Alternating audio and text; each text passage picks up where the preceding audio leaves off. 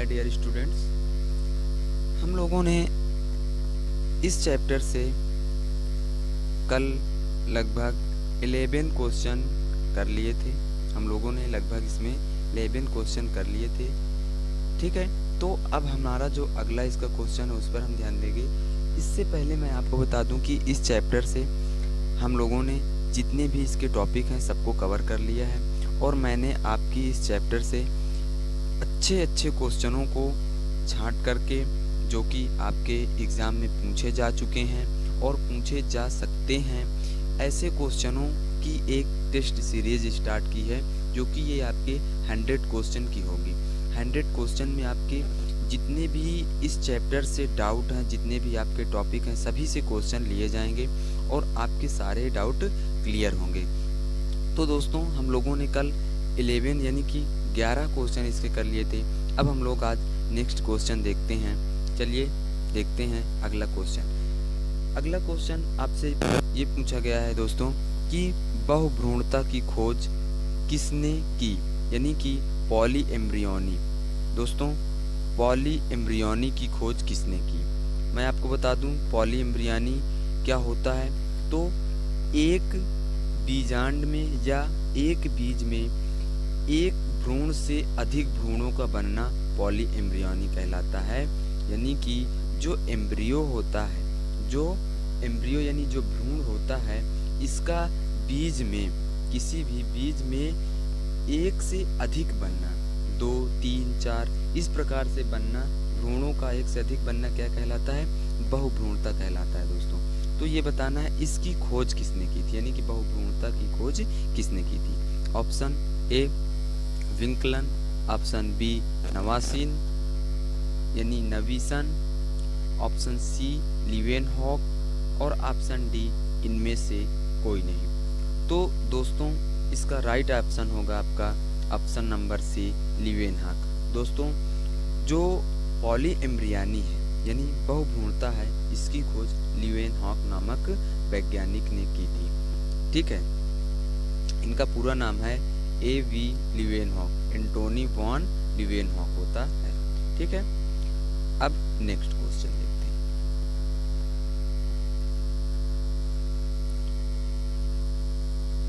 जो अगला क्वेश्चन हमारा है दोस्तों, वो कहता है भारतीय भ्रूण विज्ञान के जनक हैं, यानी कि जो इंडियन एम्ब्रियोनिक के साइंटिस्ट हैं वो कौन हैं। Option A professor Birbal Sahni, option B doctor R.P. Rai, option C sir Jagdish Chandra Bose, option D professor P. Maheshwari. तो दोस्तों, इसका राइट आंसर होगा option number D professor P. Maheshwari और इनका पूरा नाम है पंचानन महेश्वरी। P. महेश्वरी मतलब पंचानन महेश्वरी। अब नेक्स्ट, द्विनिषेचन की सर्वप्रथम वर्णन किया, यानी कि डबल फर्टिलाइजेशन का सर्वप्रथम वर्णन किसने किया।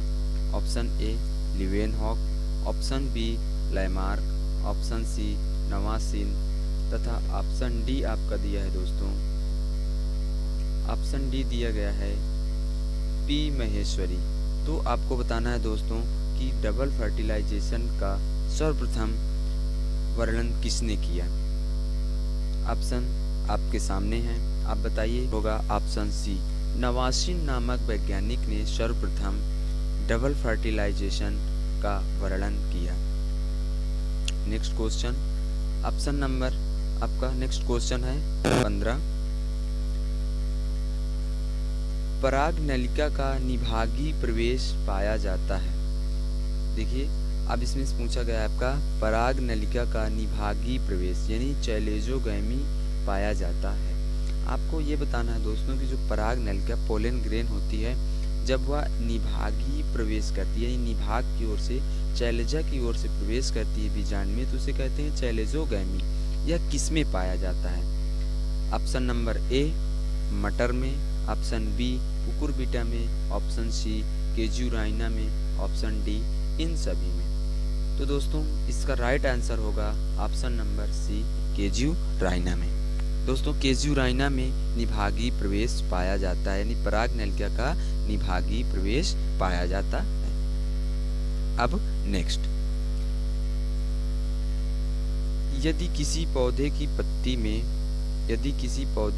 पत्ती की कोशिकाओं में गुणसूत्रों की संख्या 14 है, यानी 14 है, तो उसके नर युग्मक, द्वितीयक केंद्रक तथा भ्रूण पोष में यह संख्या क्रमशः होगी। दोस्तों यदि किसी के पौधे की पत्ती की भी बात की जाए, उसके गुणसूत्रों, पत्ती की कोशिकाओं में गुणसूत्रों की संख्या की भी बात की जाए, इसमें पूछा है पत्ती की कोशिकाओं में गुणसूत्रों की संख्या दिया गया है 14। दोस्तों ये 14 है, और जो पत्ती के गुणसूत्रों की संख्या होती हैं वो होती है 2n होती है दोस्तों, यानी कि द्विगुणित होती है। क्या होती है दोस्तों?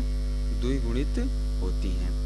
यहाँ पे पूछा है आपसे नर युग्मक के बारे में, नर युग्मक में दोस्तों, और द्वितीयक केंद्रक में पूछा है दोस्तों, द्वितीयक केंद्रक में आपका पूछा है, तथा भ्रूण पोष में पूछा है। तो दोस्तों इसका जो राइट आंसर होगा वो होगा आपका option number A is the right answer, यानी कि 7, 14 और 21। दोस्तों मैं आपको बता दूं कि नर युग्मक में यदि किसी के पत्ती की कोशिकाओं में या उसी किसी शरीर की कोशिकाओं में गुणसूत्रों की संख्या 14 है, मानते हैं हम ये संख्या कितनी दी गई है? 14 है, और ये होगी आपकी 2n। ये कितनी है? 2n, यानी कि ये द्विगुणित है, ठीक है, ये डाइप्लॉइड है। तो उसके नर युग्मक, यदि किसी की पत्ती की कोशिकाओं में गुणसूत्रों की संख्या 14 होगी तो उसके नर युग्मक में 7 होगी दोस्तों, नर युग्मक में 7 होगी।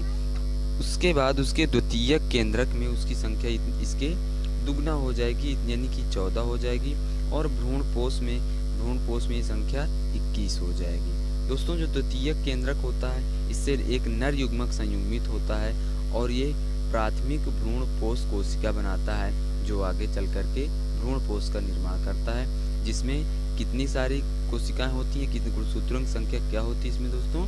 वो होती है आपकी 21 हो जाएगी। तो इसका राइट ऑप्शन होगा option number A. Next question, निम्नलिखित में से किसमें कीट परागण पाया जाता है? दोस्तों आपको बताना है कि कीट परागण एंटोमोफिली किसमें पाया जाता है? ए सूरजमुखी, बी अंजीर में, सी मक्का में, डी कनकौवा। तो दोस्तों आपको बताना है इसमें कि कीट परागण एंटोमोफिली किसमें पाया जाता है, ठीक। ए ऑप्शन नंबर दिया सूरजमुखी, बी अंजीर, सी मक्का, डी कनकौवा। तो दोस्तों इसका राइट ऑप्शन होगा ऑप्शन नंबर बी अंजीर में। दोस्तों अंजीर में कीट परागण पाया जाता है। कौन सा परागण पाया जाता है? कीट परागण पाया जाता है। अब नेक्स्ट, सैल्विया में परागण होता है। दोस्तों बताना है सैल्विया में परागण किसके द्वारा होता है, यानी जल द्वारा, वायु द्वारा, कीट द्वारा, या इनमें से कोई नहीं। तो जो सैल्विया में परागण होता है दोस्तों वो होता है कीट के द्वारा, यानी कि option number C is the right answer. तो दोस्तों इस वीडियो में इतने ही क्वेश्चन होंगे। अब हम लोग नेक्स्ट वीडियो मिलते हैं नए क्वेश्चन के साथ।